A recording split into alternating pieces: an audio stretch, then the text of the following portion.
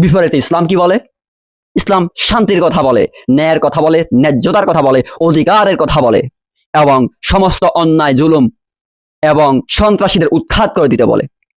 এরকম ভাবে যারা আমাদের নারীদেরকে ধর্ষণ করে এবং তারা বিবাহিত পুরুষ, তাদের বিষয়ে হযরত মুহাম্মদ সাল্লাল্লাহু আলাইহি ওয়াসাল্লামের নীতিমালা হচ্ছে, আইন হচ্ছে, বিধান হচ্ছে।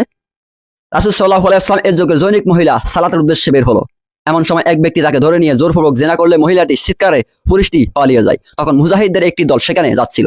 তখন মহিলাটি বলল, ওই লোকটি আমার সাথে এরূপ করেছে। তারা তখন ওই লোকটাকে গ্রেফতার করে রাসূল সাল্লাল্লাহু আলাইহি ওয়াসাল্লামের নিকট উপস্থিত করলো।